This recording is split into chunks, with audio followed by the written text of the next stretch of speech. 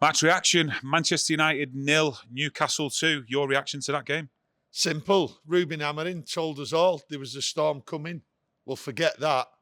This is a full-blown crisis. Don't let that second half performance try and influence you, because it's all about that first half. First 20 minutes absolutely destroyed us. I did not know what was going on that pitch.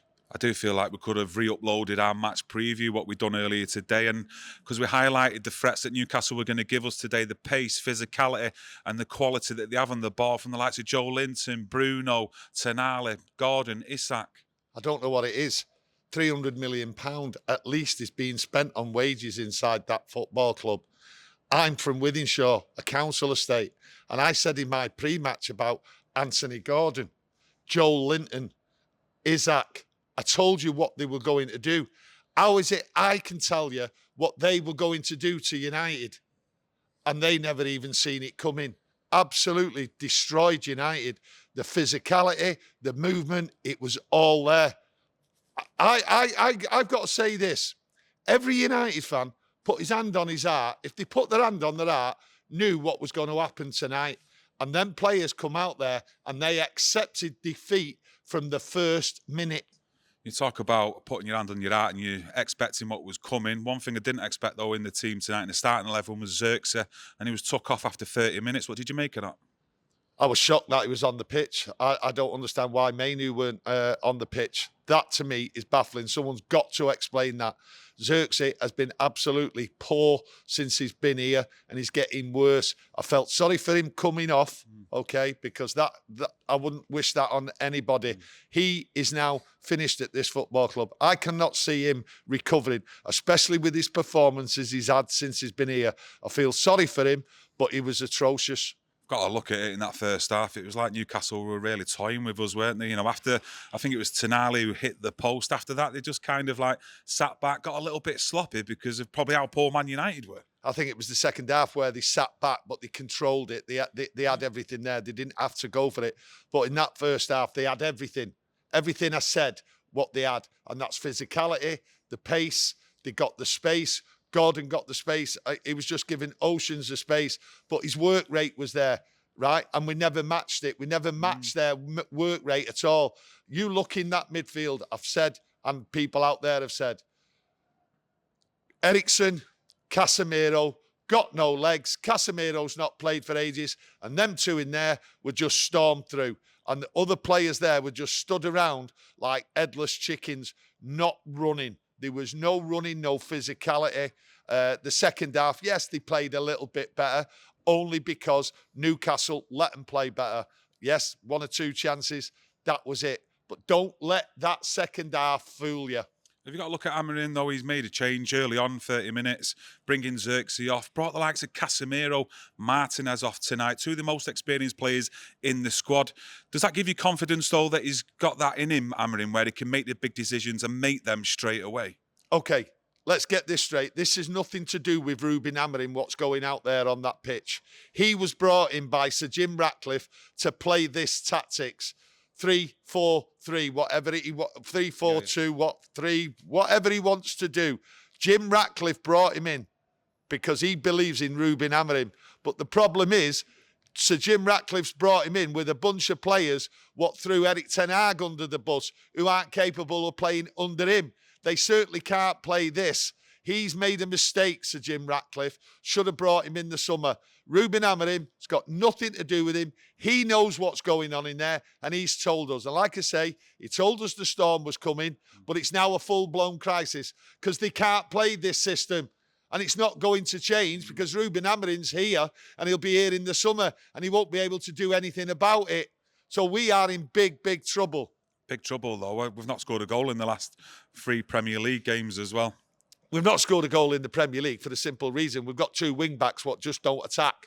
You know, you've got Dalot and you've got Mazraoui out there. Mazraoui played well. I thought he played all right tonight. Dalot gets the ball, turns around and gives it back. We're not going forward. We're not giving the attacking options. It's not there. There's no threat. There's no threat unless, like, the centre-halves all come piling up, you know, like gung-ho. But the actual football formation where you get it from the back to the midfield to the forwards, it is not there. They stop. They slow the game down. There's no speed and there's no physicality in this team at all. And that was clear to see tonight. Newcastle, big, strong lads, a lot of them, going at it in the midfield, all the challenges. And they were running the speed they had.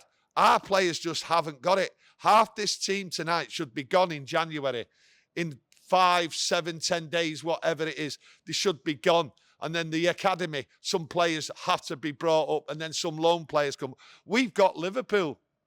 If we start a game like that against Liverpool, they won't let up on us. Newcastle let up on us tonight. Let me tell you, you know it, I know it. They let up. They could have been 4-5-0 in that first half. They come out in the second half and said, right, let's just stay tight, compact, and let's just kill out this game and see if we get the odd chance. That's what they did. Going to Liverpool, playing like that, we will get destroyed. No two ways about it, because they will show no mercy, okay? And people out there will be thinking, 7-0. It's all in the brain. The worst day of my life as a Manchester United fan. And these are coming up. Where are they getting the confidence after that game? I don't see any confidence, because where's the midfield? What? Bruno's coming back. Agati, I think he's sorely missed, though, in that midfield to give you that intensity and getting in around the opposition's midfielders. But Martinez, again tonight, for me, he's starting to make a few mistakes now consistently. Does he need to be called out? I said, no, called out. Listen, people were talking about him. I was talking about him 12 months ago about being a future captain. He's a leader, he's a warrior and all that. We've seen all that, but we're not seeing it now. There's something seriously wrong inside the dressing room. People aren't communicating, okay, on the pitch. Yeah. They're certainly not communicating off it. But Martinez has been poor. But all that team was poor. All that team out there tonight was poor. There's no exceptions. They started off badly, got worse, and got away with it by half time. They could have been 5-0 down. What do you think Amorim does from now, though? Is he still going to keep on rotating week on week? Surely he knows who are the best out of a bad bunch, so to speak, in that squad, to maybe try and get a settled team now going forward in the Premier League to try and see some better results. I think it's going to be very hard going forward to get a settled team, because players sometimes are just getting worse and worse, and you have to take them out. You know, you look at Xerxes, you can't put him in against Liverpool. Surely not. I mean, that'd be unbelievable to put Xerxes in, to even think about it. The man is shattered now. His brain's gone. His confidence is gone. Everything. But he won't be the only player whose confidence has gone. Eriksen tonight, Casemiro tonight, gone. Completely gone. But the problem is, we're not creating through our wing backs.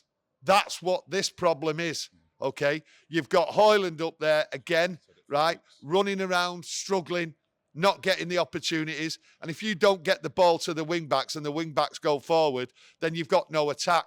But the thing is, what was poor in that first half, okay? You've seen it in the second half. That's because we was given the space. But where were the defenders? Where were the three centre-halves going up to the halfway line, pushing away? When United do that, they're okay. The confidence is there. They get opportunities. But in that first half, everybody come out brain dead. Everyone was brain dead in that first half. If I can tell you what the game's coming to Old Trafford, Newcastle, what they're going to do, their tactics, their players and everything, why can't they? Why can't they see what I see and what you see? They're getting paid. It's a disgrace. That had to be the worst first half I've seen, because of the apathy, the attitude, the non-running. They couldn't be bothered. They were blaming each other. Yeah. Everyone was blaming each other. No one was taking responsibility. We've talked about having 3, possibly 4 leaders on the pitch. There is no leaders.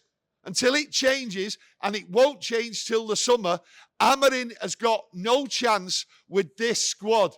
The only thing what can happen, as I see it, is that a few youngsters are brought into this squad when some players in January are out of this club. And you know who they are.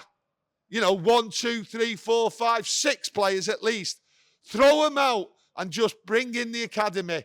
Nothing else can get any worse. Just try it. I'm at a loss. I know you're at a loss. How it is deteriorated. The rapid deterioration of this football. That football in the first half was an absolute vile piece of football. And I was disgusted at it, like so many of yous out there. You've talked about a lot of problems. The big problem for me is looking at the fixture list and thinking, when am I next confident that we'll actually get a win, never mind just a draw. But let us know what your thoughts and opinions are on that match tonight in the comments section, and try and leave a like on the video, as you know it's much appreciated. Thank you everyone, and we'll be back tomorrow.